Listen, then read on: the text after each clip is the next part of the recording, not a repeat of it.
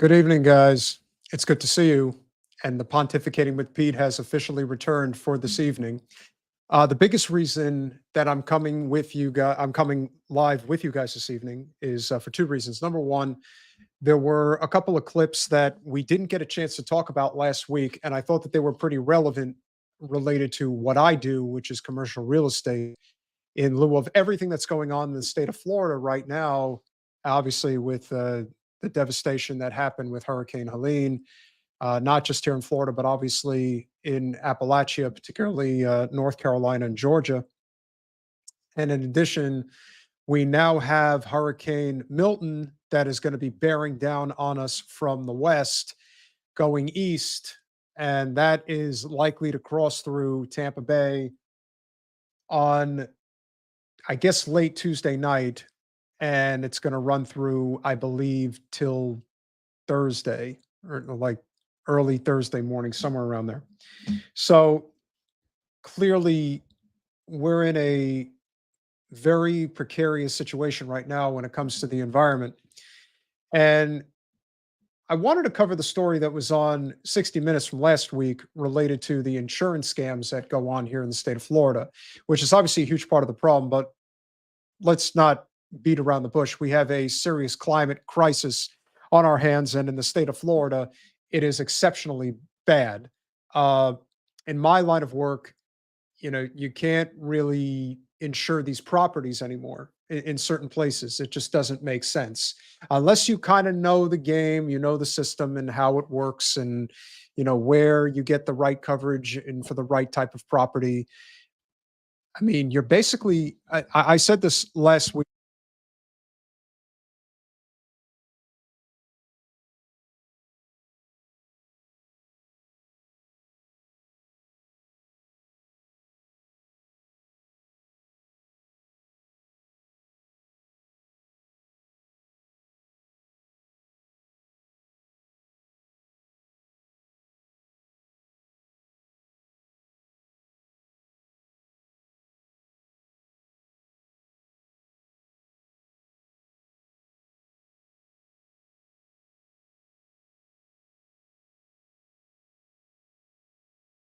Oh, I'm muted.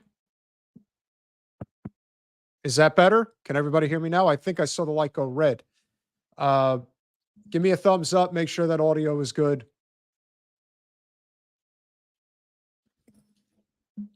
I will not continue until I have confirmation. Need that confirmation. Need to confirm that you guys can hear me. The light's green.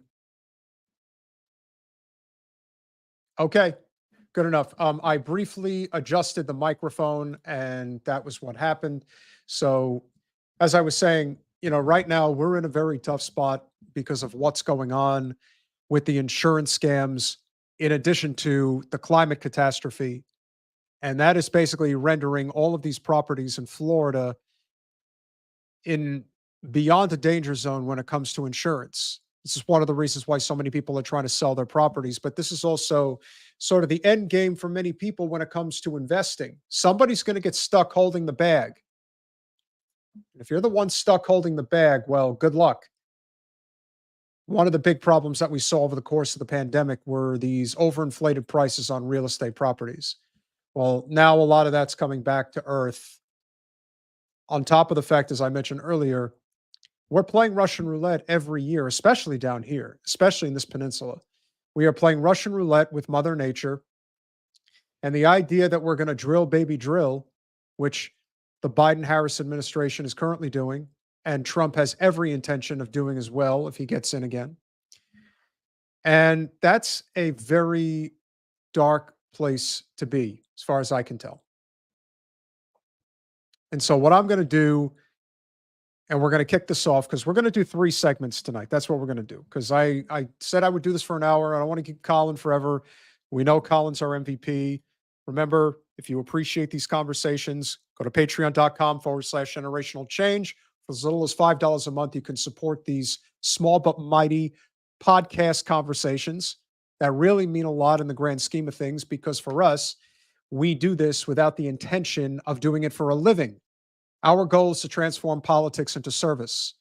The money that is brought in here, if it is ever used on Jen and I, it is used to grab a meal every once in a while if we're out volunteering at an event. That's about it. Otherwise, we are contributing in considerable ways to the efforts of what we consider to be outside the realm of the the electoral process. In the state of Florida, we have two huge ballot initiatives: Amendment 3 and Amendment 4. Amendment 3 is for the legalization of cannabis use, and Amendment 4 is for the women's reproductive freedom. So I do think that this is of immense importance, and I would ask all of you, if you can chip in, do. But most of all, make sure that you hit the like button, make sure that you're subscribed, make sure that you share this with as many people as you can, because that does go a long way. And any and all help that is provided is certainly appreciated. So, as I mentioned on 60 Minutes last week, this was highlighted as to the depths of just how bad things have gotten, particularly here in the state of Florida when it comes to insurance.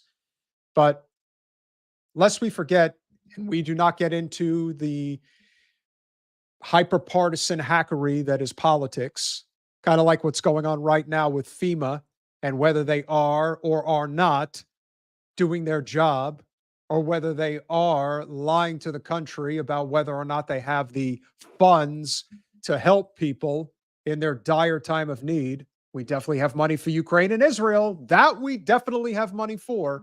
But when it comes to the real meat and potato issues that we are faced with right now, we are getting no sustenance whatsoever. And so we will play this clip, and this will give you guys an idea of just how bad. Well, Colin took a walk. Unfortunately, he does have issues with his internet connection. So he'll be back in a minute, hopefully clips. He just showed up.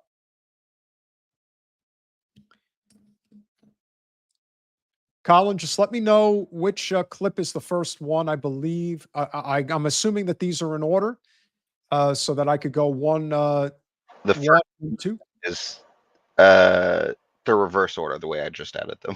Okay, so the graph is number one. The first clip you sent me is the one insurance scam, and then the second one is 60 Minutes. Okay. All right, so here we go. Lee says as he dug further into his work from Hurricane Ian, he was stunned to discover the Rapkins weren't the only family whose report was altered. It was basically all of them. I mean, I handled 46 of them, 44 of them were changed.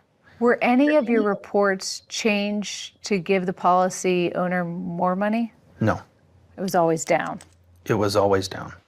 Down by as much as 98%. One estimate he wrote for $488,000 was changed to $13,000. Another from $239,000 to $3,000. On December 13th, 2022, my name is Jordan Lee. I'm an independent insurance adjuster, and I work for the insurance companies. Jordan Lee and two other adjusters testified to Florida lawmakers about what one watchdog group called systematic criminal fraud by the insurance companies. The scheme was repeated over and over again, not only on my estimates, but on estimates written by other adjusters. 39. So when you look at this, the original adjuster report claim, this is ultimately what the real value in damage to the given property is. And what you can see here on the right is the adjuster report sent to the homeowner. So this is what the scam looks like in real time. You're claiming $239,691.40 of the report, but the actual report that's going to the homeowner themselves is only $3,476.60. You see, the other problem here we have is greed. On such a colossal level, how the hell do you not get caught? It's not like they're being shrewd about this. It's not like they're skimming a little here, skimming a little there. They're just going for it all. They're like, no, we're going to pocket as much of this as we can. Now, the problem we have here in the state of Florida is that on a multitude of levels, these things are very, very serious. But make no mistake, this is a huge problem because we have a monopolization of the insurance industry in the state of Florida. Most insurance companies have left. They're not here anymore. So we're stuck with Citizens, which is basically a monopoly. Nobody wants to touch Florida. Could you blame them? You already have a high enough risk as it is for at least 3 or 4 months out of the year, where, like I said, you're playing Russian roulette. You do not know what type of a storm season you're going to have. And if you do, is it going to affect you in an adverse way? Berry, Florida has been leveled twice in 5 years. It makes you wonder if it's even worth trying to rebuild it again. Where my team is invested in Florida, it happens to be in the northwest corner of the state, and it just so happens to be out of the path of these storms that are now circulating through the Gulf and running through the elbow or the armpit of Florida. But now you got a storm that's going to go east to west, not north to south. This one's going east to west, and it's going to run directly through Tampa. The damage to Tampa is going to be in the billions and billions of dollars. A direct hit to Tampa apparently has not happened in over 100 years. Well, looks like that's going to change. And a lot of things that wouldn't be considered common occurrences are now going to be more common occurrences than they often were. And so now you're ripe with fraud. Now fraud is everywhere. This is now going to be a common practice. Because what is there to insure?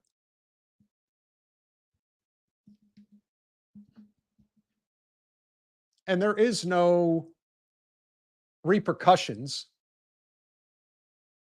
But as I often say, you don't have to believe in climate change. But you know who does? Insurance companies believe in it. Try insuring your property.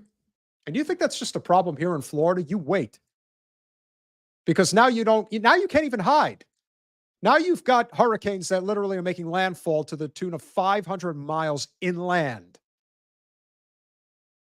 Throughout history, it's basically always been that once these storms make landfall, they slow down and they're not as dangerous. They become a tropical storm at worst.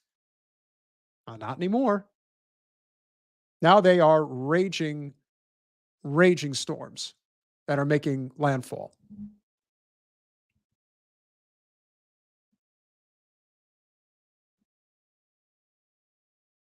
We'll continue with the clip from 60 Minutes. I'm trying to get myself lined up, but you know we have a round table now, so it's a little bit more interesting. Mandel has been a licensed adjuster since 2017.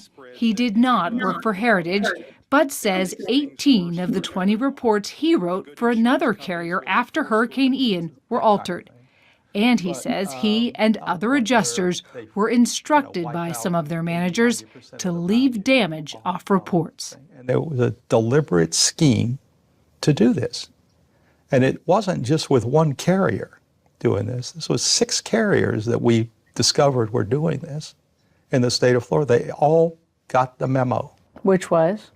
Which was, we're not going to replace roofs. Asphalt shingle roofs. We're not going to replace them. We're going to repair them. Mandel says he refused to leave off roofs. So here's a little something that you learn in the commercial real estate game.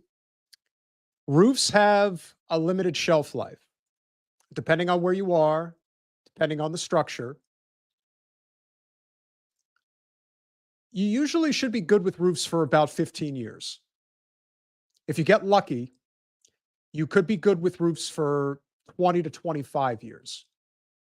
But that's about it. The other thing you learn in commercial real estate is depreciation.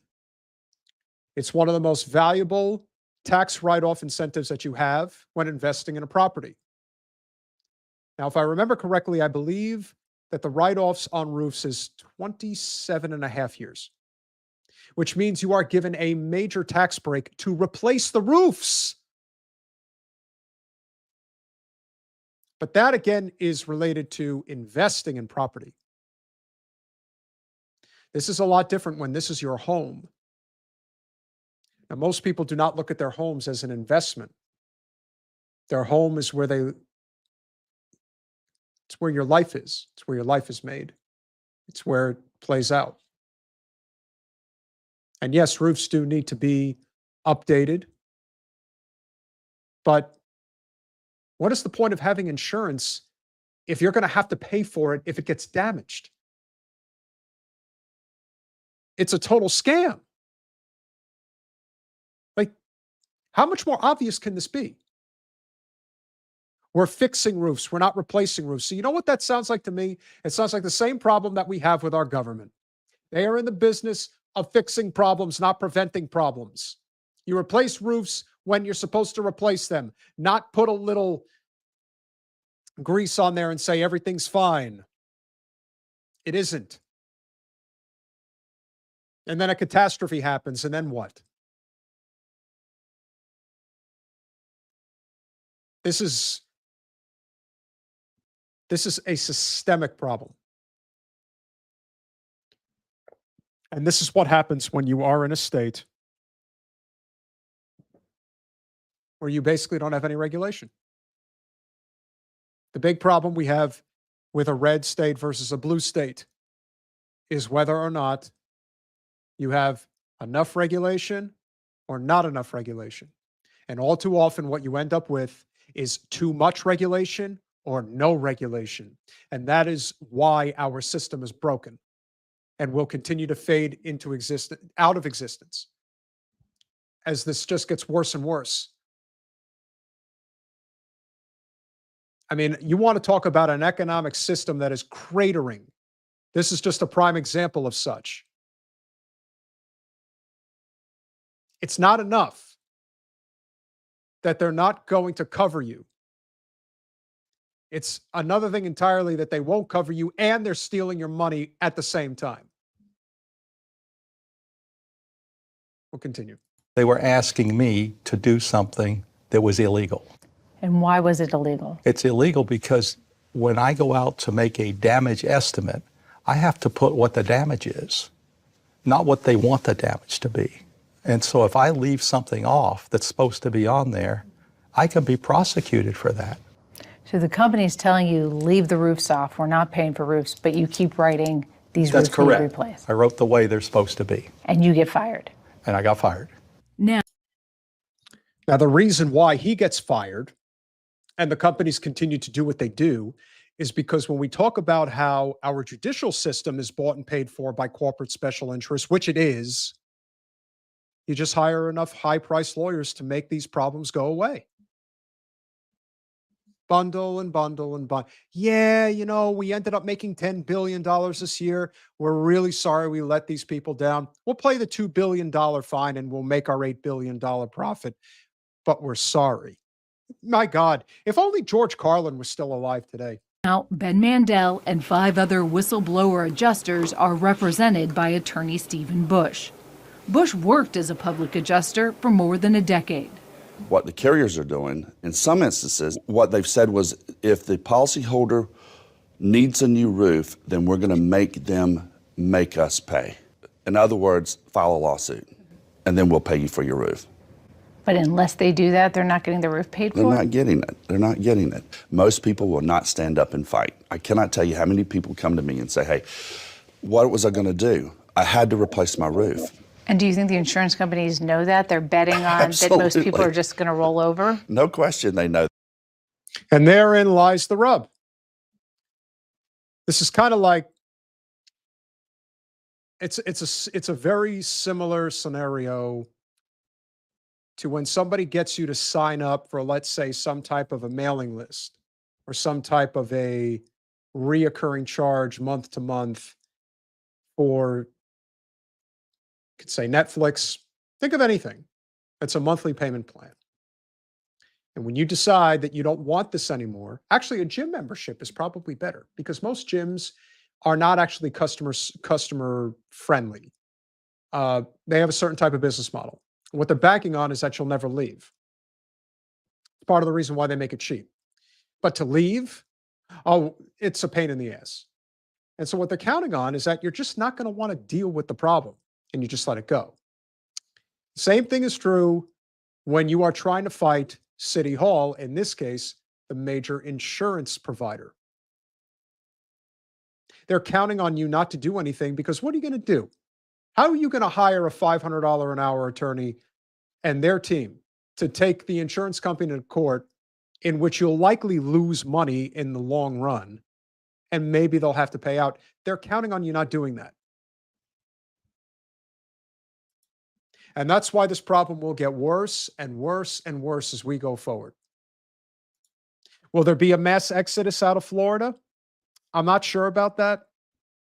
I just think a lot of what's going to end up happening is the rental crisis is going to get worse and worse because we've allowed private equity to dominate the housing market in the state. Commercial real estate as well, but certainly housing, no question about it. That's a huge problem. It's a colossal problem. It is maybe the issue of our lifetime, and why the economic system is finally collapsing, which has taken longer than it should have.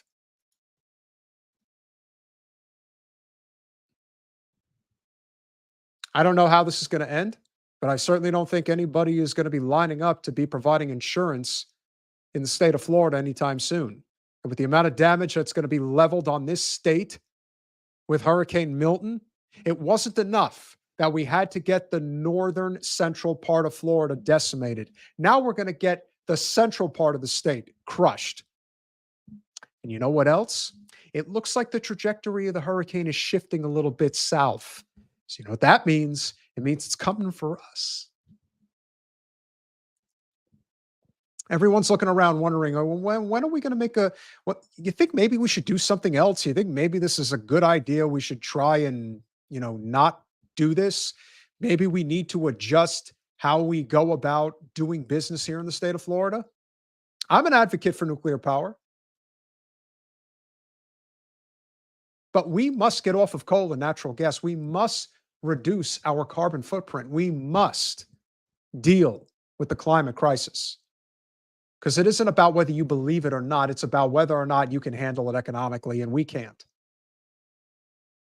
We're going to bankrupt our country. We're already in the process. It's not a question of whether we can print the money. It's a question of whether or not you're building a foundation that's built on quicksand, because that's where we're headed. Why would you ever insure anything that can't be insured, that's going to fail? And then you add in the fact that nothing's regulated at all. They literally are walking out the back door with the money and saying, tough luck. And no one's going to prosecute because financially it doesn't make any sense. You look at these communities down here.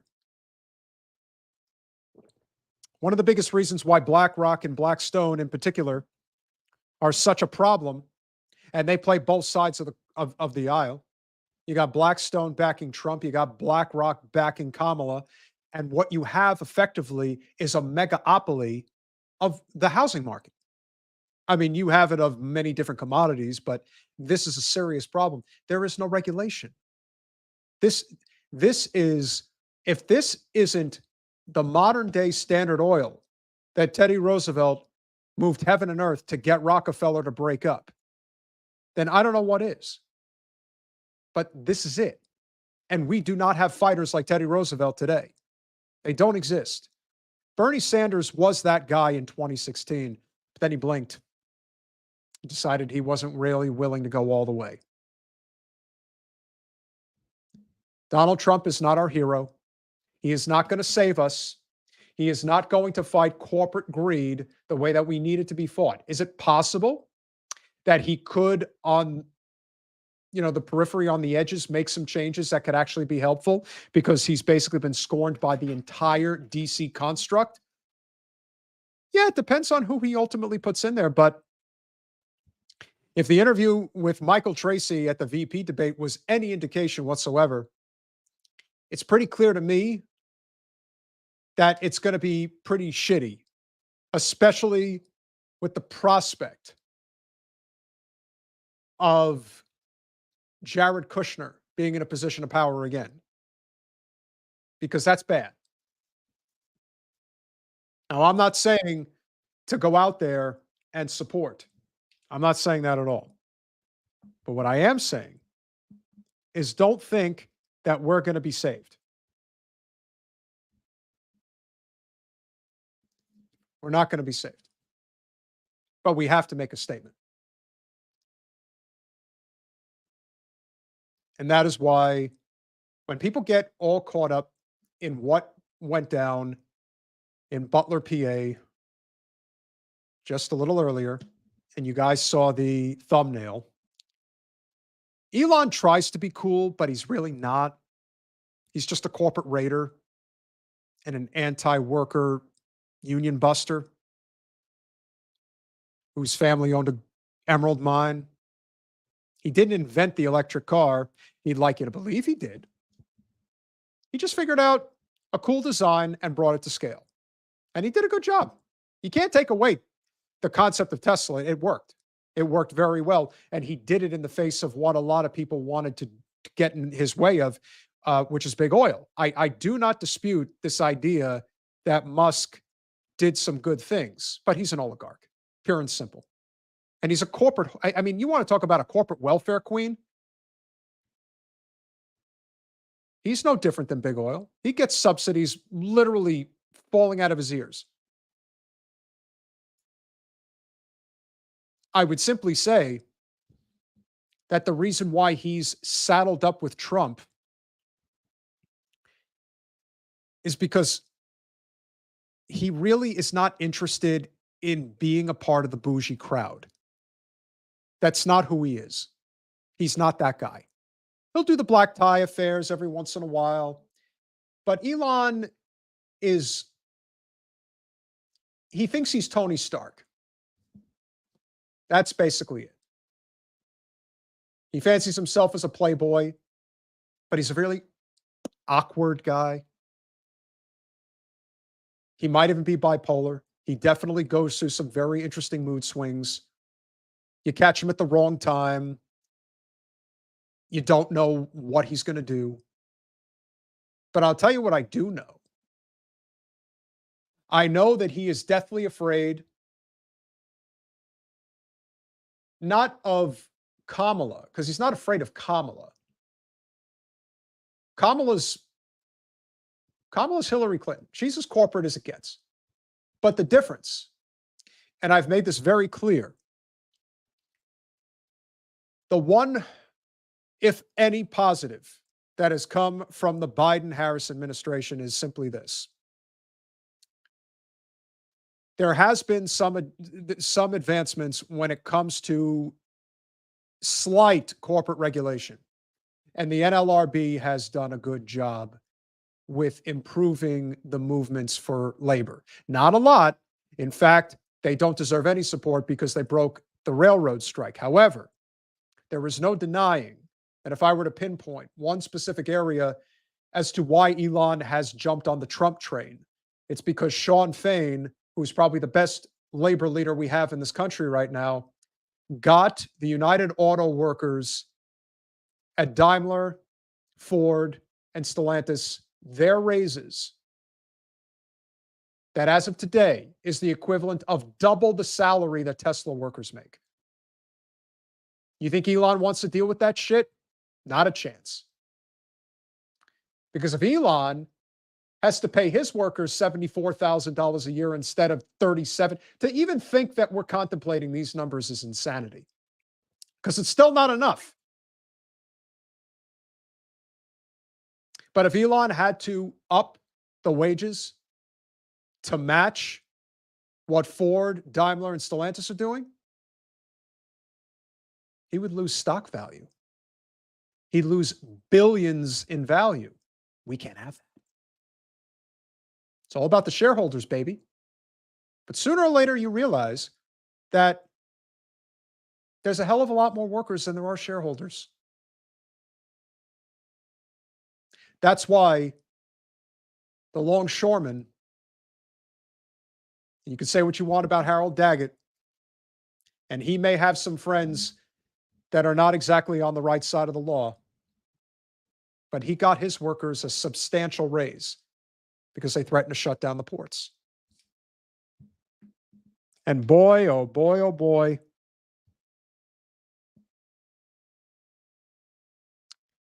was Governor DeSantis ready to break that strike. He was licking his chops.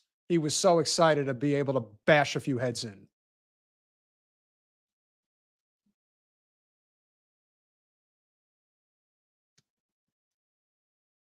Needless to say, Elon is aligning with Trump, and it's strictly for business purposes. We saw what Trump did when he had his rally a few months back and basically ripped into Sean Fain. And he did it because Elon pledged $45 million to his campaign. I'll totally go up there. I'll tell them they're really terrible. Bashing Sean Fain in favor of Elon Musk is not a winning strategy, especially in a state like Michigan, which is why he backed off of that real fast. Trump will say stupid things. He'll make stupid comments. But he doesn't generally stay on message if the message isn't working.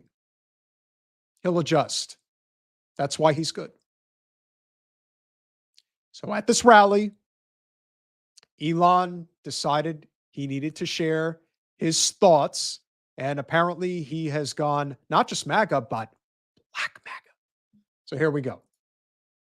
You know, the true test of someone's character is how they behave under fire. And we had one president. No pun intended on that one, let me assure you. Who couldn't climb a flight of stairs. And another who was fist pumping after getting shot. Fight, fight, fight. Blood coming down the face. Now, America is the home of the brave. And there's no truer test than courage under fire. And free speech is the bedrock of democracy. Yes, it is, if only you actually believed that. We know that the Democratic Party establishment has become, or the Democratic Party as a general rule, a general principle, has become an authoritarian party, corporate authoritarian party, full stop. I mean, they may be beyond saving at this point. But you think you're any better? And the way you drop to your knees for Israel, you know, the one thing you'll notice, a number of these guys will get it right. They'll get the argument right. They'll talk about it when it comes to all measures of foreign policy except Israel. And it is worse on the right than it is on the left. I mean, they all suck, but the hypocrisy is of a certain level. You just got to know where your bread is buttered.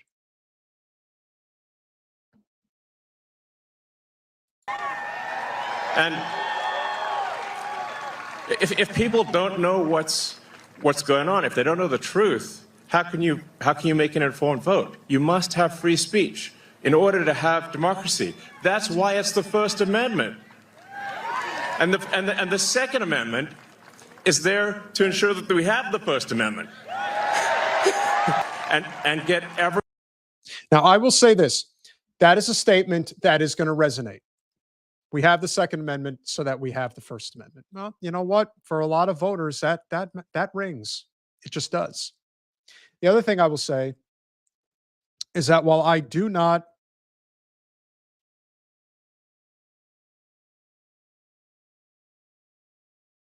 I can't say definitively, you know, how bad one major platform is to the other. But I will say, in terms of the major platforms that we do have for social media communication,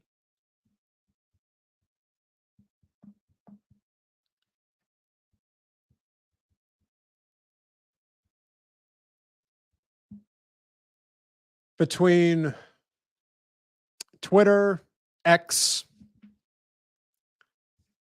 Instagram, Facebook. Keep in mind, Instagram and Facebook are owned by the same company, Meta, TikTok, YouTube, where we are. Yeah, Twitter probably is the least censored.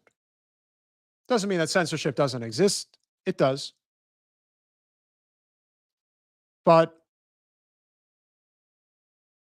think about how powerful Elon Musk really is.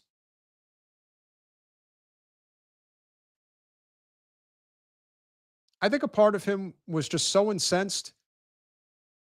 You know, when I've intimated this idea that the 2020 election, one could argue, was rigged against Trump. It wasn't rigged from the standpoint of the simplistic view of how that is done at the ballot box. Not counting ballots, tossing ballots, shutting down polling stations, not counting the vote properly. Now, the way that the election can be rigged, if you want to call it rigged, is how the messaging is allowed to get out there through the major search engines led by Google. And if Google decides we will allow this to reach a major audience and that won't be allowed to reach a major audience, you could say the Hunter laptop story all you want, and that definitely matters and it played a significant role, but it's not the only thing. There's plenty of ways that this could be done. And then there's micro-targeting in certain areas. There's micro-targeting in heavy voter districts. Let me tell you, you could get down to the county, you could get down to the precincts where the election will be swung and how messaging will be allowed to get out there. And somebody like Elon decided, all right, well, if that's the game that has to be played, then I guess I'm just going to have to buy a medium and try to even the score. And I think it's that simple. When you're worth over $200 billion and you spend a fifth of your wealth, and when you talk about accumulating wealth, you know how that works once you get to a certain level. 40 billion, that's nothing. Not at his level. That's nothing. I think it just became a source of vanity, and that's why he did it. I don't know if he actually likes Trump or vice versa, but this is a business relationship, pure and simple.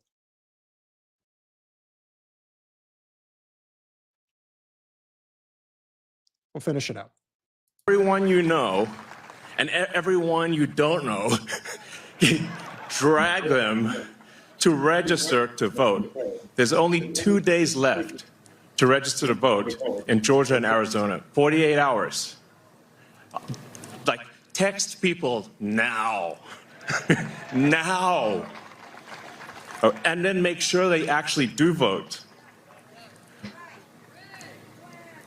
If they don't, this will be the last election. That's my prediction. Nothing's more important. Nothing's more important. I'm getting really tired of people saying that this is the last election. I understand that fear works, and that's what people use as a tool to get people off their ass and out to the polls. But I got to tell you, even that don't work, because most people have given up on this system. And how could you not? And I'm talking to you from a perspective of a person who is in a very reasonably decent position right now economically. But I ain't fucking blind. A lot of people, when they start achieving success, want to pretend that they can isolate themselves from the rest of society that is struggling to get by. You can't do it. Because eventually it will come for you. No one is above the fray. Nobody.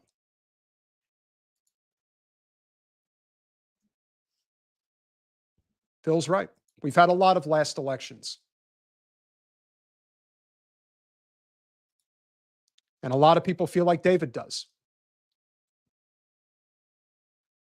If you want to know, or if you want to pinpoint exactly when the system failed, there are many points of emphasis over time as to when the system failed. It's been failing for a long time. But there was no coming back. If I were to give you the presidency that really changed everything for the worse, and we've been suffering for it ever since, it was Woodrow Wilson in the early 1900s, 1912 to be exact. There are a lot of people that blame my favorite president, Teddy Roosevelt, for Wilson becoming the president in the first place. He ran as the most successful third-party candidate in our nation's history. It was the Bull Moose Party that got the second most popular and electoral votes in that election, not the GOP, with the incumbent president, mind you, William Howard Taft. What people forget about that election is that Roosevelt didn't just decide on a whim that he was going to run as a third-party candidate. What he did do was run in the GOP presidential primary against Taft, and he beat him. But the delegates at the convention decided, nope, we're sticking with Taft, and that's it. And why did that happen? Because Roosevelt was a president in another, from like another time, from another era that got plotted down at a point where major industry was starting to take control of everything. And he stopped it for a decade. He recommended Taft, thought he would continue his legacy. He didn't. He became a complete corporate shill. No different than McKinley. So he decided he had to get in there again. And when Wilson gets in there, so many of the policies that have affected us today are still in place as a result of what took place during his presidency. Everyone wants to talk about what an absolute off-the-wall racist Wilson was. The very first film that was ever screened at the White House in 1915 was Birth of a Nation, which is the love letter to the Ku Klux Klan. And yeah, it's terrible, but that's very little. The war machine started under Woodrow Wilson. The Federal Reserve started under Woodrow Wilson. And media propaganda started under Woodrow Wilson. Now, of course, you go through the Depression, and it can't stand. The country can't stand. It's going to collapse. So you get FDR. And FDR effectively implements policy that saved capitalism from itself, as the saying goes. And it lasted for a good 30 years. But then post-World War II, ever so slightly, things started to change, but not in a big way because the policies were too popular, which is why Truman couldn't do too much outside of that shift. And obviously, Eisenhower was immensely popular. But then you get JFK, and he decided that he wasn't going to go along with the endless war machine, and he paid the price. And we've been paying the price ever since. But the trust in our elections did not come to fruition until Bush v. Gore in 2000. That was when the facade was completely removed. Because at that point, you knew. At that point, you knew that whatever you think you were in control of, you're not in control. You're just not. And we try to put that aside.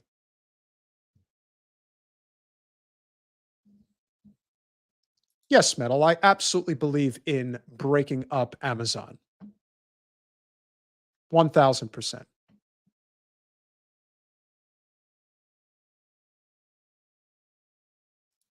Esme, I can't say that I'm surprised.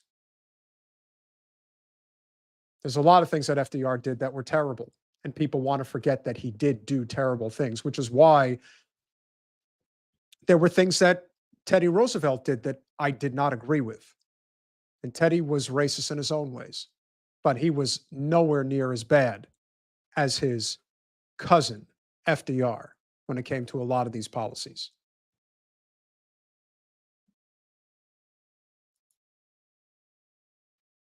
FDR has a lot to his legacy, but to me, Teddy Roosevelt,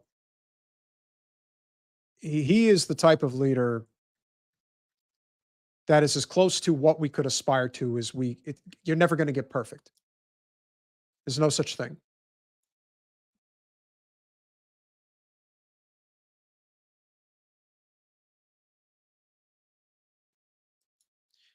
What's ultimately going to happen with a company like Amazon, and this is the whole problem with monopolies, the system can't stand, as I've said. We're in this period all over again, like in the Great Depression.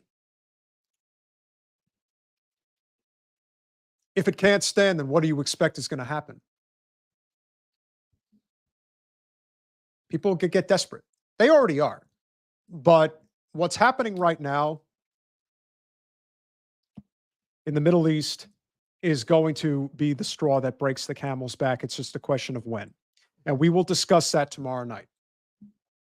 But there is a story that I want to close with that has been very important to me. Very important. Now, a lot of you know I come from New Jersey, and I grew up when hip hop became a cultural phenomenon in this country. And for those of you who know anything about the East Coast, West Coast rap battles, again, almost all of it was done in the context of just what was going to sell more records, what was going to make more money. But for some people, it was all too real, because unfortunately, a lot of people that are from hip hop culture come from very rough backgrounds, including backgrounds that see a lot of violence and different types of violence. You know, we think of gun violence, gang violence, but there's also a lot of sexual violence.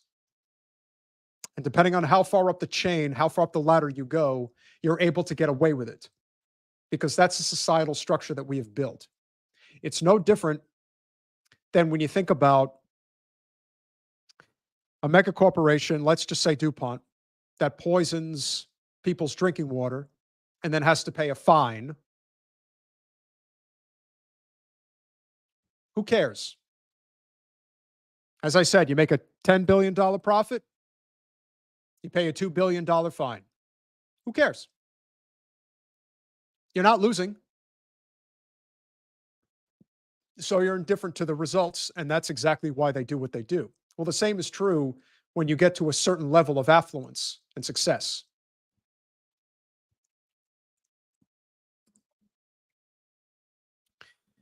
I was at a private event that Trump hosted years ago at his golf club in Briarcliff, New York, Westchester County.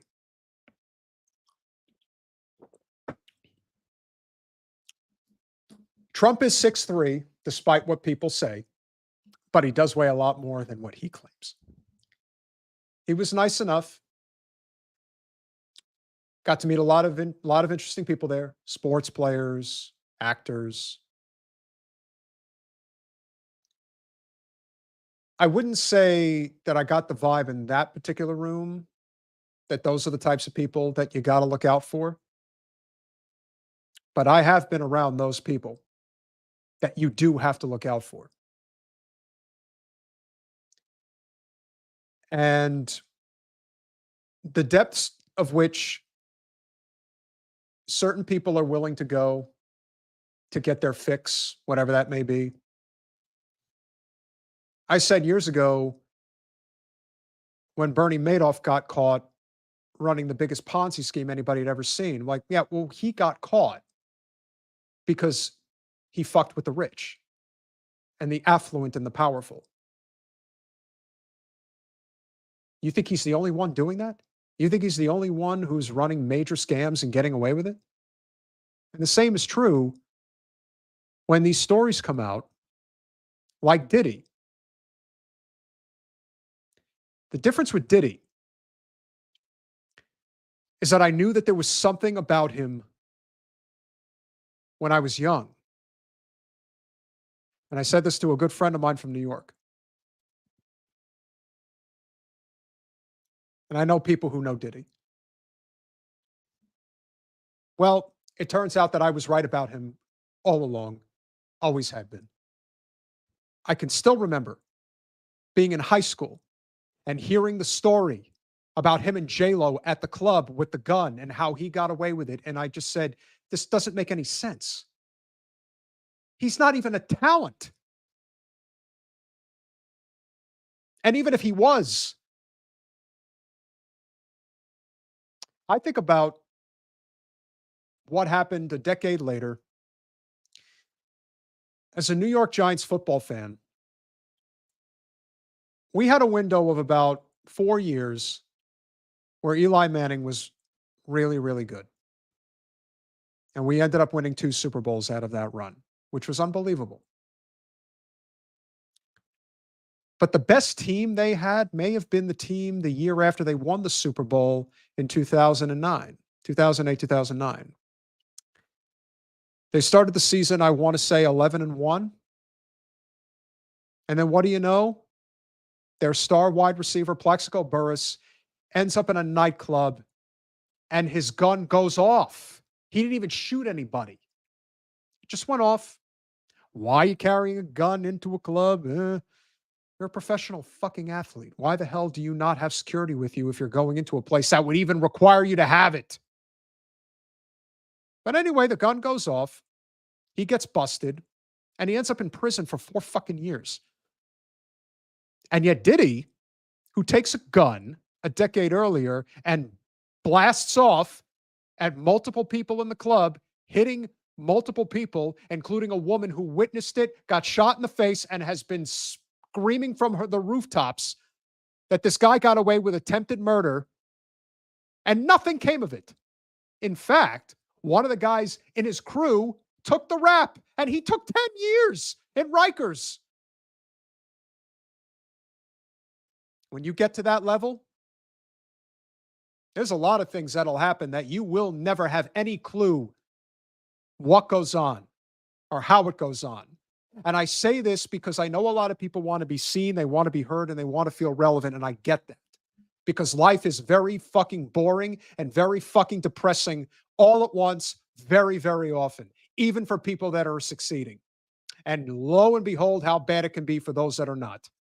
And how far down rabbit holes people will sink in order to figure out what makes them somewhat less sad and less upset at the world that they're living in. But when you're talking about the people that get up there, that really, really get up there,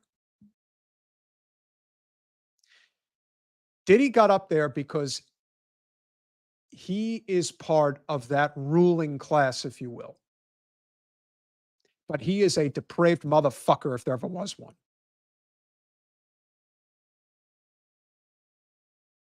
I didn't know about those parties.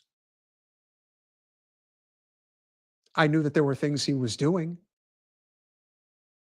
I can remember one specific instance where I was driving back from Miami. I don't go to Miami that often. In fact, I rarely ever go. But one night, I went out in Miami, and I'm driving back on the causeway, and there's Star Island. And I could see, because it isn't that far, maybe a half a mile, that there was a house on Star Island, and this is at like, I don't know, 1, 2 in the morning. And there are lights blazing. It was red. It was a red hue. That was what it was. It was a red hue light. And I could hear the music from the causeway. It was Diddy's house. And there's something very sinister about him. And I do worry if he's going to get away with this, whether he walks or whether he gets removed. But he is part of a club where people rarely ever get touched.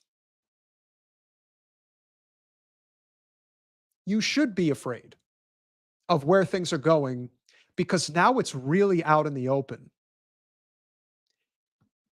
And the more we learn about these things, the more that we evolve as a society, as a species, we're learning just how bad these things can get.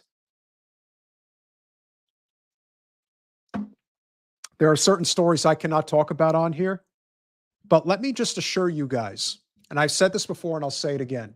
I could die 100 times. I would come back as a man every single time. You know why? Because it is so much harder to be a woman. It's not even funny. And at one point in a woman's life, almost every woman, and especially very attractive women, they will be sexually assaulted in some way, shape, or form, whether by grope, whether by unwanted advances out of fear, or sexual assault, or rape. And it's far more common than you think. Now, that's not to say that women aren't bad to men. They certainly are. But, you know, it's kind of like there's always a few bad apples that spoil the bunch. And that's what ends up happening. We're also a society that is overly obsessed with celebrity and wealth. And by that measure, it doesn't matter how depraved a person is. It doesn't matter how disgusting they are. It doesn't matter what they look like.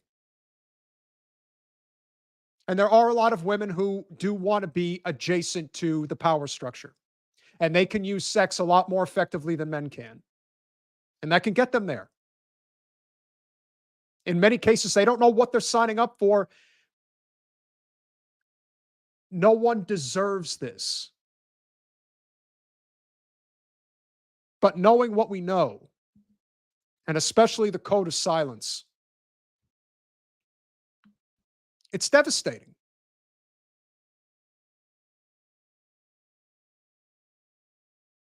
Diddy is just one of several.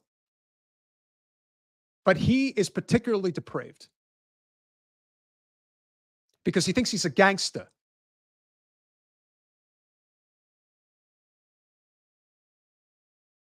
He is a no-talent hack. He ain't Pac. He ain't Biggie. He ain't Eminem. He ain't even Milli Vanilli. He's dog shit. He's a sexual abuser. And he's a woman beater. And he could be. I ain't saying he is for sure. But he's probably had a few people removed. I'm just saying. I don't know for sure. I'm not saying that he did. But if you told me that it's true, it wouldn't surprise me.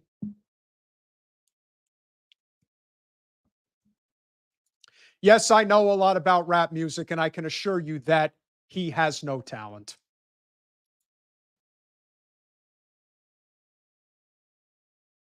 The two greatest rappers I've ever heard are Eminem and Tupac. Those are the two best I've ever heard. The true wordsmiths of the industry. I think the best hip-hop producer is debatable, but Dr. Dre is really good. The Chronic and the Chronic 2001, you want to talk about, if you really want to hear what great rap production sounds like, that would be a good example of that. A great example would be for anybody who ever listened to the song Mo Money, Mo Problems. It's Mace who has the opening track and Biggie who has the last track. It's actually Combs who ends up in the middle track. But certainly the most forgettable.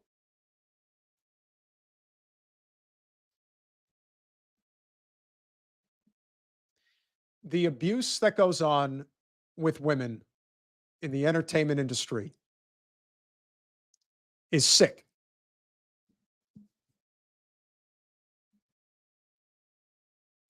Sam, we are a long way away from Run DMC, where hip hop had just an ounce of wholesomeness.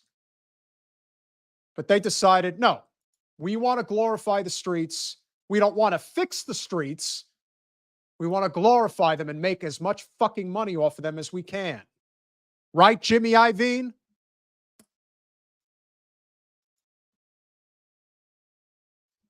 The story of Nipsey Hussle is a great example of that and how the streets become way too real.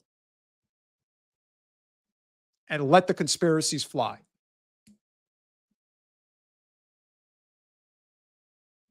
The reason I'm talking about Diddy, and I know this is going to be tough for some of you to watch this, but this is an example of what a serial abuser and a serial child abuser looks like in real time. So I'm forewarning you, you're not going to like this. But this is an example of how depraved a human Sean Combs really is. I'd like a few minutes with him alone, if I could. Introduce yourself. My name's Ava. I'm a Scorpio. No. What's your last name? Oh, Ava Combs. What's your other last name? Ava Baroni. Ava Baroni Combs. Yes, it's breaking news. Diddy adopted a white child. He saw me. If this doesn't make you sick, I don't know what will. How old is this kid? 14, 13? With that shit-eating grin on his face?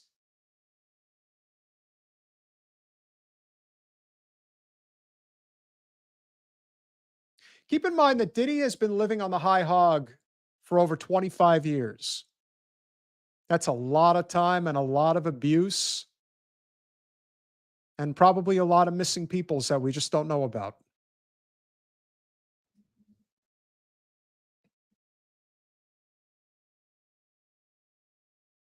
And this is just scratching the surface. Imagine putting this out there. Imagine thinking you really are bulletproof. There is nothing you could do wrong. That you could do whatever the hell you want. Treat people however you want.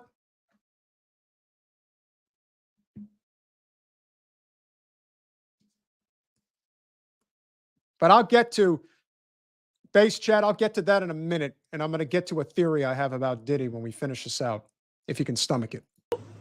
And decided to pick me up and said to come inside and play with the kids. Hey, Ava, that's like a little bit like borderline suspect. I don't want nobody, we want to get it clear. I adopted you like Madonna adopted kids and everybody else adopted kids. Charlize Theron. Just clarify it because it's crazy out here online. So I play with the kids and.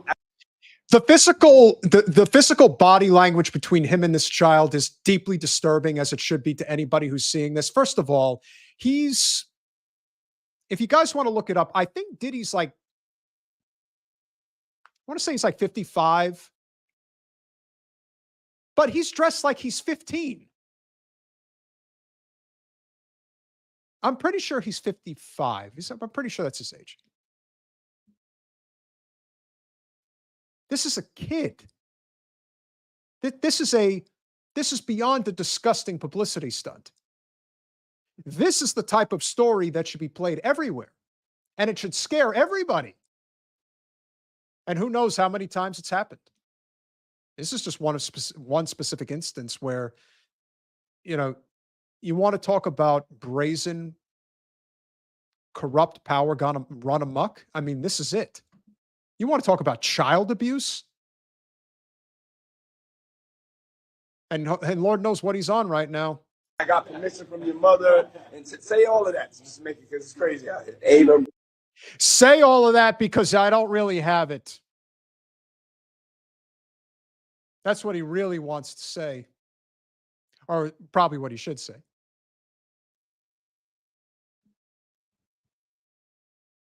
Brioni Combs. Well, there's her actual face. It looks like they made a mistake at the last minute and didn't blur it out.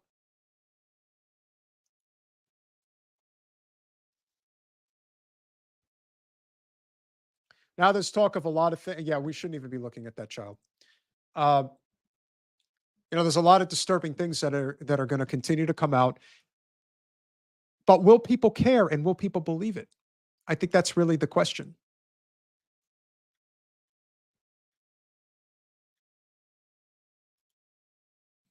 There's so much to say, there's so much to cover. But the abuse is real. And the reason why this is allowed to continue is because the depravity knows no bounds. And where it comes full circle is that Diddy has been attached to the Democratic Party establishment for decades. He was more or less in charge all the way back in 2004 of the vote or die movement against George W. Bush. Now, don't get me wrong. I was as anti-Bush as anybody. But when you think about it now, who knows what type of relationships are forged and why they're forged, especially through politics.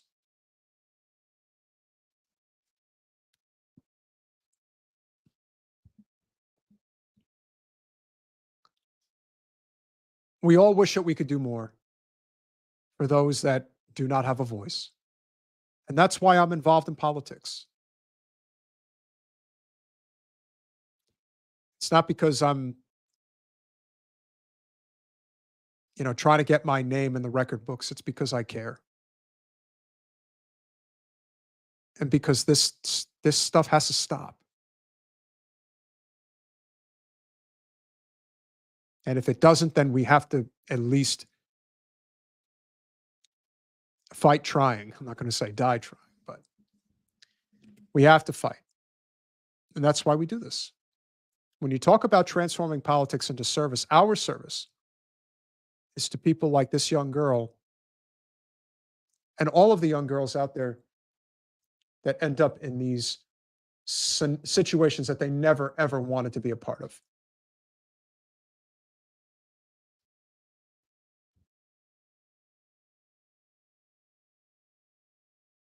I've been inappropriately touched. I haven't been abused, but I've had people try to put their hands where they don't belong. It's not a good feeling.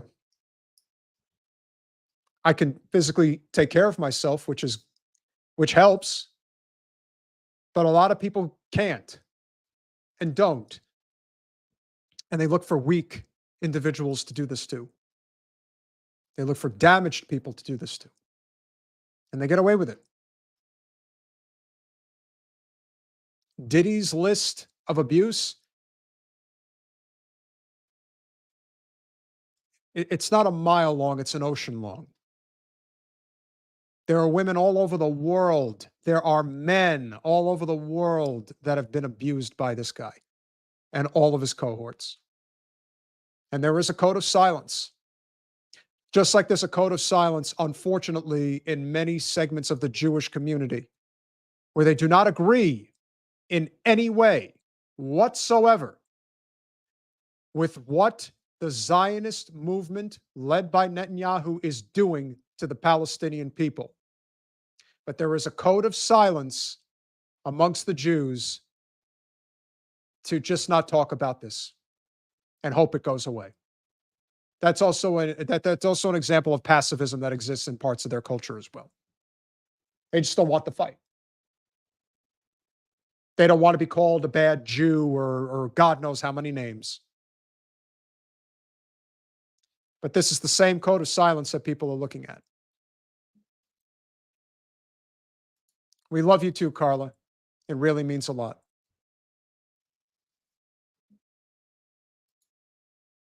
I was never a fan of Justin Bieber. But you better believe that he did not, under any circumstances, deserve what happened to him. And his parents deserve their responsibility for what happened to him. It's not just Diddy. I guarantee you, that if Diddy was abusing him, he was getting passed around. I ain't the only one. Not a chance.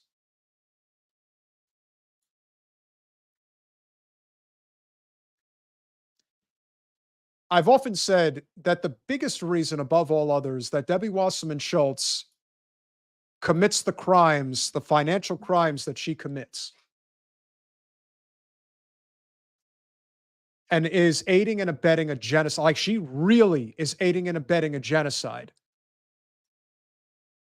And the reason she does it and does it with complete impunity is because there is this code of silence and this level of plausible deniability.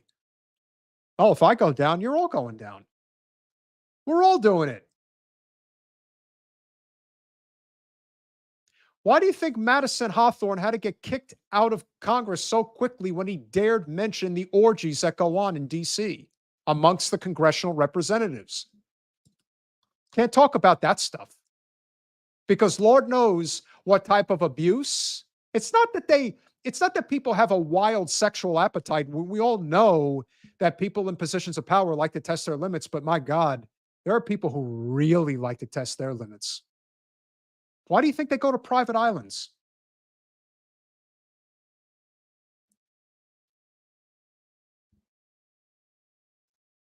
Why do you think they go to countries where there's no extradition if crimes are committed there?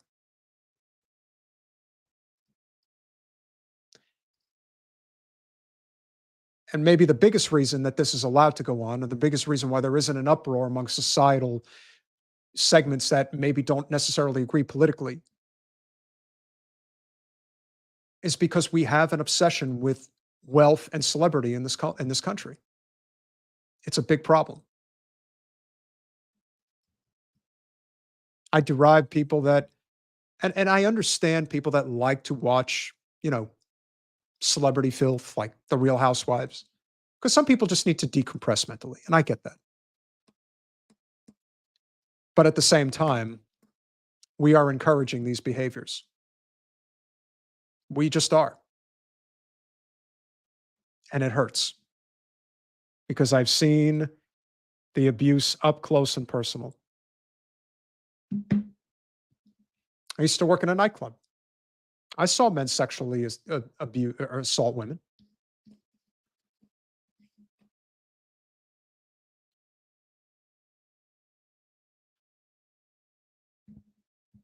I've had to get involved in certain situations that maybe wasn't very safe on my part. But like I said, I can't look around at what's going on and just look the other way.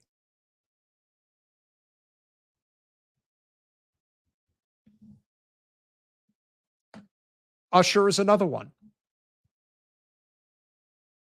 The list is long, and it's wide, and it's deep. But it kind of reminds me of the time that we discovered that there's pink slime in the chicken nuggets. This is like 15 years ago. And people still eat chicken nuggets today, probably as much as ever. It is certainly possible that maybe we are just a sick, deranged society that just needs to collapse. I'm not saying we need to become communists, but whatever the hell we are right now, it ain't working. In fact,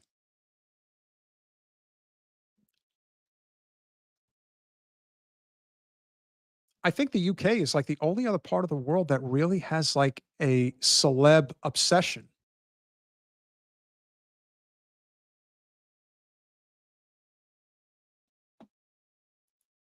It's not a double standard medal. It's a totally different thing. Now, don't get me wrong. It's still wrong and it's abusive, and women in many instances should be prosecuted for it. But do not compare the physical limitations of women to men. Women cannot hurt men the way that men can hurt women. Don't compare it. I've been inappropriately touched by women. But you better believe that I can physically ward them off and not allow it to continue. There are many instances where women can't do that.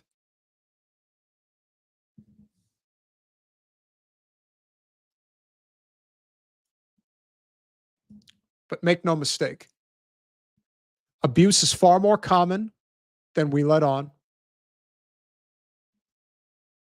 There's also a lot of suggestive elements of pornography that people don't want to talk about that lead to this type of depraved behavior.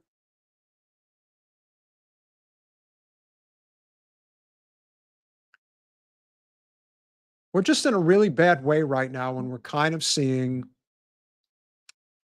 the collapse in many ways of our society.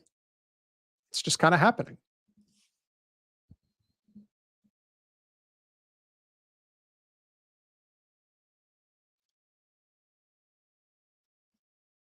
And so I don't know what's going to happen to Diddy.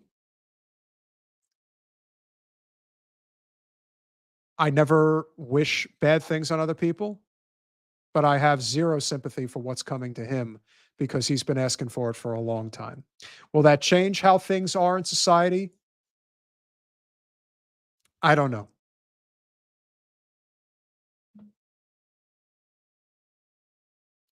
I agree with Carla that that is a double standard. That is true. I won't say anything further, but that's a fair point.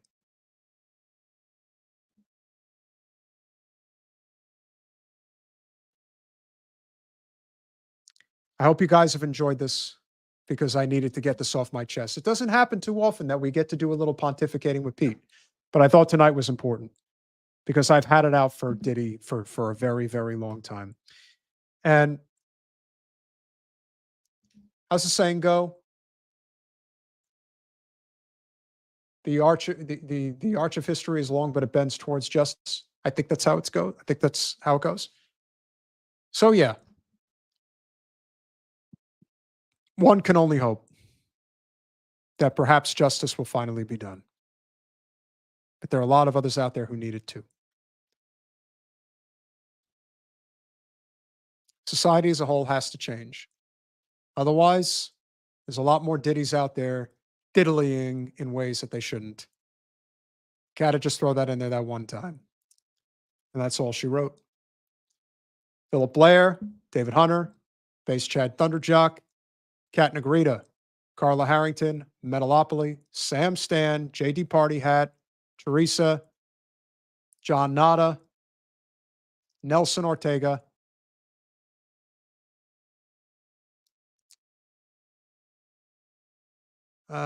Guzzy Guy. Thank you for coming. Esme, I know it's been a little while. It was good to see you this evening. Thanks for checking in. Me, former action guy, myself and I, good to see you back. And that is a very good statement and true.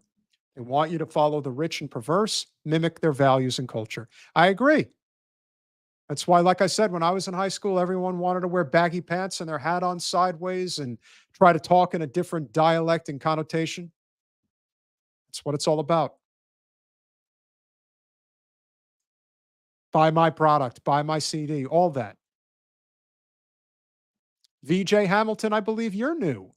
The diddler is part of the decadent vial. I would not be able to dispute that. I think that's a fair point.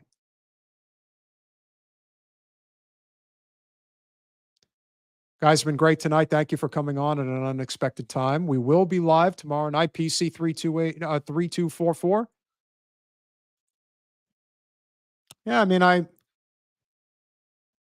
honestly can't even argue that point. Tony D, great to have you as always. Ray J, appreciate you being here.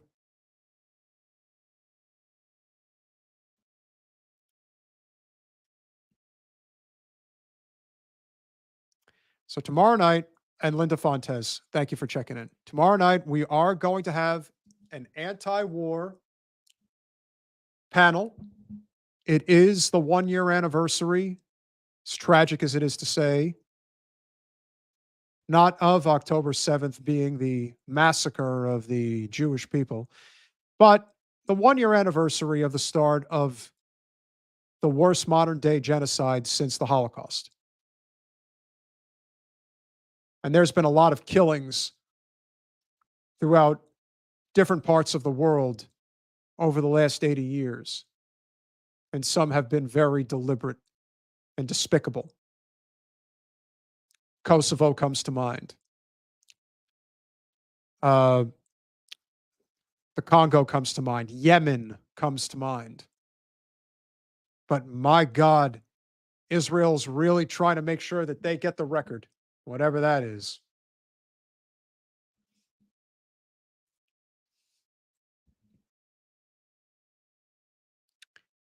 We will have Angela McArdle, chair of the Libertarian Party, who held the Rage Against the War Machine rally this previous weekend in D.C. She's needed some time to recover.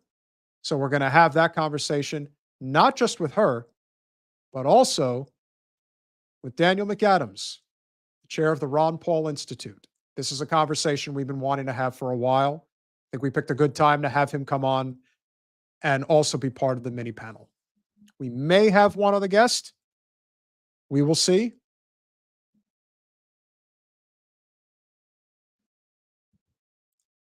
All right. So Teresa's requesting that I end this show on a high note. So you guys have a little something to cheer about if you even want to cheer it. I don't even know if it's worth cheering, but I think we should just accept the fact that I might get 4 more years of a podcast where I could be imitating the President of the United States.